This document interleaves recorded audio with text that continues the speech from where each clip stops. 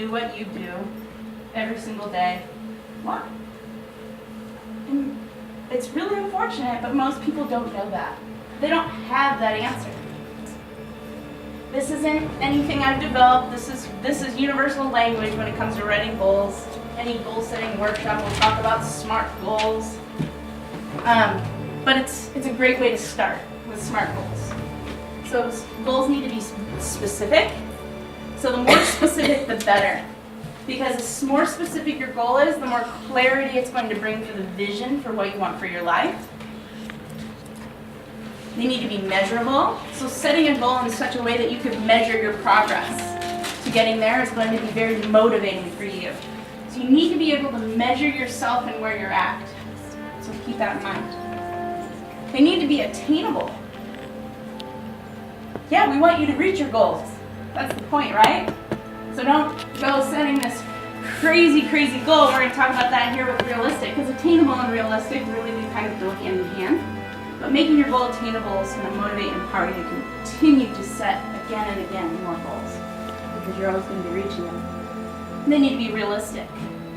So within the parameters of the life that you're living, right? This doesn't throw out the BHAG goals, which are the big, hairy, audacious goals, right? But your current goals should be those stepping stones to that, right? So if you're trying to jump over Lake Michigan, your BHAG would be jumping over Lake Michigan. But your realistic goals in the meantime might be like stepping stone here, stepping stone there, boat, you know, inner tube, whatever it is that you're gonna get this place out. And timelines. There needs to be a timeline. So you need to set your timelines, whether it's for the year, right? Whether it's for the quarter, whether it's for the month. Whatever your timeline is, that's going to help you bring the clarity.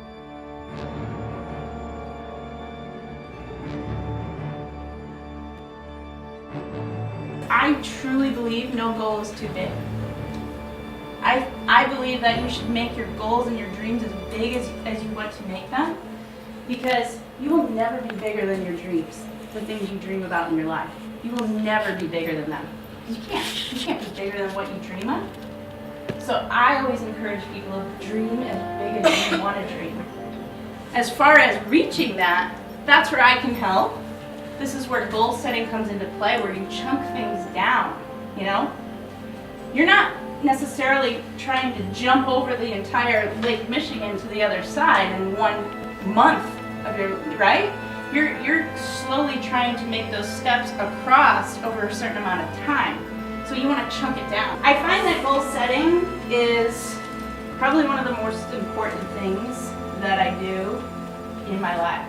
They're like, I don't even know what to do with goals. I haven't ever thought about what I wanted. I have no idea. I don't know. Your purpose, you haven't found it. Of this path you want to take in your life, you just took a scratch into the surface. How quickly will that scratch fade away as the rest of the surface wears down? It'll disappear, right? That scratch may not be permanent, right? But when you carve into that surface, when you say, this is exactly where I'm going, it's never going to go away. Carvings never go away. Scratches can wear away. So, goals are that carving.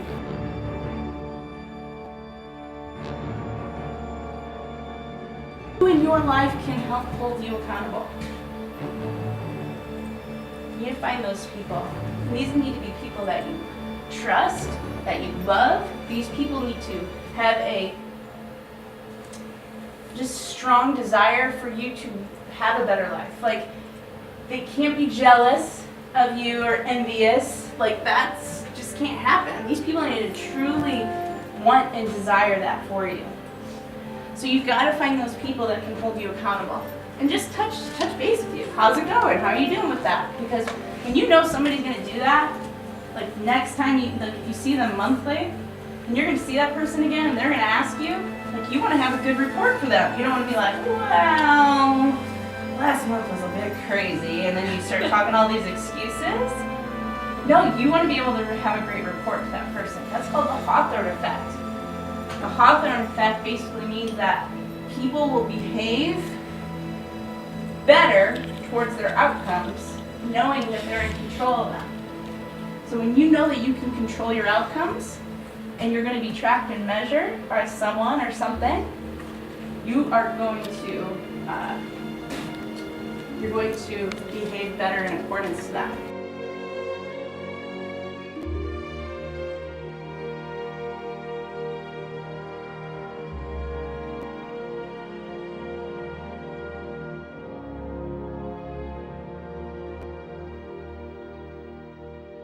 One deliberate action, right, can help fulfill and balance more than one area of your life, right?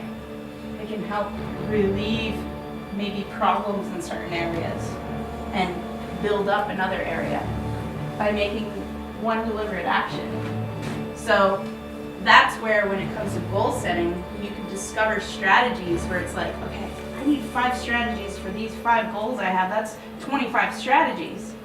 But when you really look at it, you realize there may be one strategy that helps each of the 5.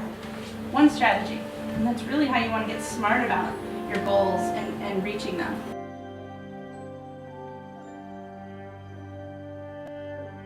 There's things that are going to happen in our lives that we weren't expecting. You know?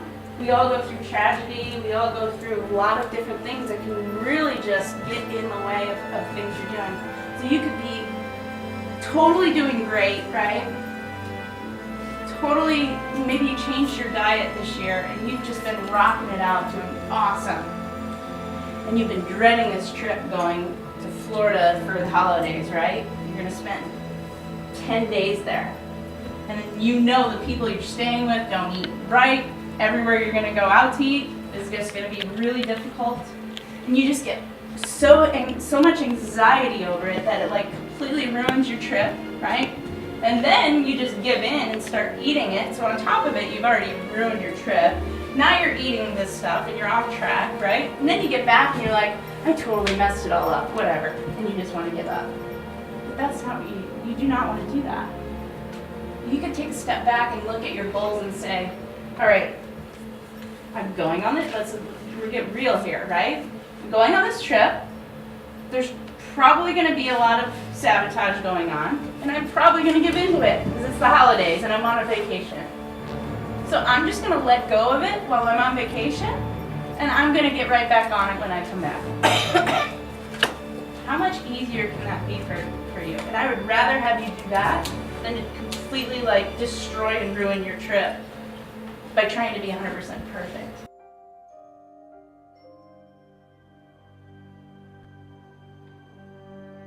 Let's say, I'm going to go out on a limb here, that one of you here wants to like start your own like greeting card business, right? And you want to print your own greeting cards and design your own greeting cards, and that's your goal. There just needs to be a vision, okay? The vision is, what do you see that like end result looking like? So questions I would ask you would be this to help create your vision. Well, where is it located? How big is it? What does it look like? Like, is it a warehouse? Is it attached? Is it by itself?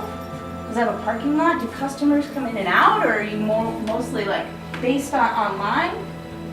What color's the inside? What does it look like? Is there like really tall ceilings? Is it really bright, or is it darker? How many things do you have? Do you do all the printing, or do you outsource it to somebody else? What does it look like? Is your office in there? Or are you, in the end result, are you kind of letting it operate on its own and you're able to spend more time at home? What does that look like for you? You know? How many orders are you having a day? Like, that's the vision. And that's what we should be doing with our goals.